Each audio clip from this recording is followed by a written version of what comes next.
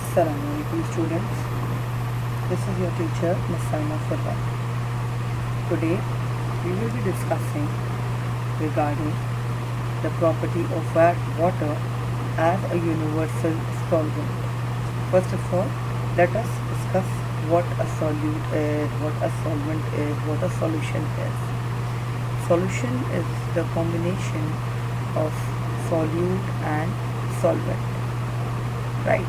It's a kind of a mixture in which one substance gets dissolved in another.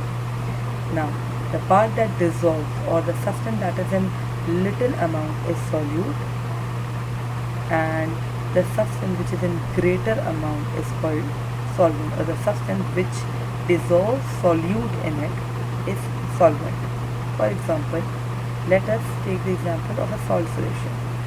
We have a spoon of salt and we have a glass of water, and we put that spoon of salt in water and start stirring it. The end result, the final result, we have a solution in which the solute was salt and the solvent was water. Okay, so as you all know that water is very much important for us. One cannot think of life without water. Very basic purpose of water is obviously drinking. Apart from that, we have various other uses of it: bleaching, washing, cooking, generation of electricity through turbines, etc. Many other uses. So since we are discussing the property of water as a universal solvent, we will focus on that right now. So water is almost able to dissolve anything that comes in contact with it. May that be sugar, just as we gave the example of a sugar solution, or salt solution, or let's say take the example of sugar solution, or let's say take the example of a tang solution. Nowadays it's already very hot, and let's say we want to have a tang juice. What that tang juice is? Nothing but a solution of what? Tang and water. Tang being solute, water being solvent. Okay, even let's say if you put a glass of water in the soil, or the pot that you have, the pot of planter, there also when you're putting water in it, what water does is it dissolves the nutrients and the various compounds that are contained within the soil. It dissolves, and when it seeps underneath, the roots then absorb all these nutrients by means of water. The tap water that we are having, what do you think? Is it pure water? Because we have already learned so much about the property of water as being a very good solvent. So what do you think? Is it a clear, clean water without having any compounds in it? For that we can try a little experiment. Let's say we take a very little amount of tap water from our homes, put it in a flat vessel, may that be a saucer or a plate, and leave it to evaporate. After a day or two, when all of the water is evaporated, you will notice that at the bottom of that plate, the white residue. That residue is nothing but the compound, the element that were earlier dissolved in that tap water. And it is because of this, these compound water has its distinct flavor also. Now, we know that water and the oceans and the rivers, all that water is very salty.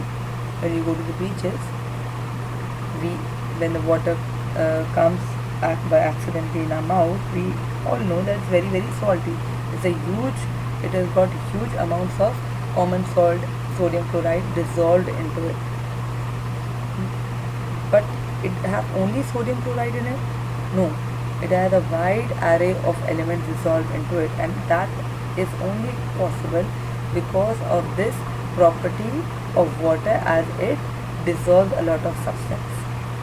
On your screen what you are seeing is an approximate percentage of the different elements that may be contained in ocean or river water. Now this property of water sometimes gives us a hard time as well.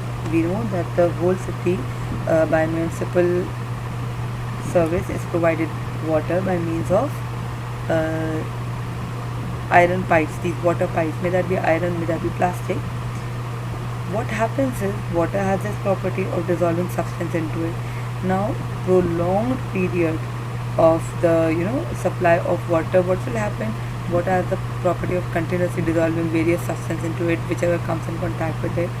So after a long time, what happens is that we have the accumulation of these compounds in the pipe. This is the enclosure of the pipe, and we are seeing the picture of it magnified obviously, and here we can say that this whole pipe is kind of choked.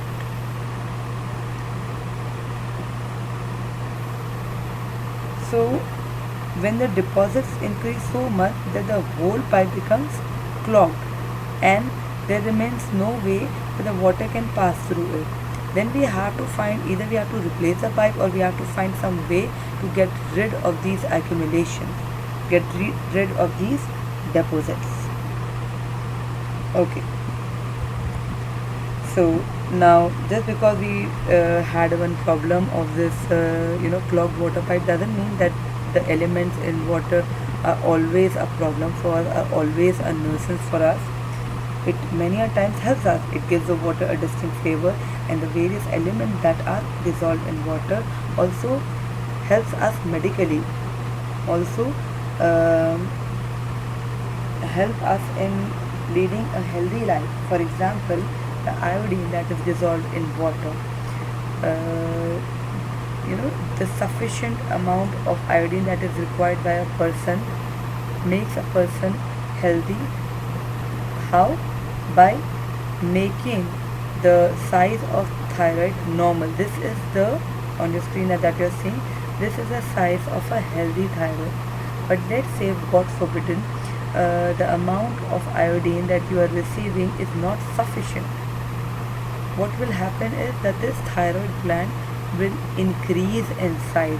It's going to swell up, and this swelled up state is called goiter, and it is so much swelled, it's a very painful state that you can see. You must have noticed some people who have got swollen necks. That is because of the deficiency of iodine in those people. That is why it is sometimes advised to have a better intake of iodine, to have iodized salt, use of iodized salt in our homes. Also, water contains fluoride, which is very good for our tooth health and all that. Okay, now apart from that, since water is a mixture of a lot of elements and compounds, and water is in a liquid state most of the time, so when scientists took a drop of water and examined it under a very powerful microscope, they noticed that the particles are moving in a zigzag fashion. As over here you can see in the figure, they are moving in a random zigzag fashion. This random movement was given the name of Brownian movement, after the name of the scientist. Also, water has one more property, that when water is in liquid state, it has okay volume, whatever the volume it is. But when it solidifies, when we freeze water, the volume of it increases. Now you must be surprised how this is happening. We are going to discuss that in inshallah the next lesson. I would like you to read from page number 31 the headings of why I froze some water and the example of anomalous expansion. We are going to discuss that tomorrow inshallah. Till then, assalamu.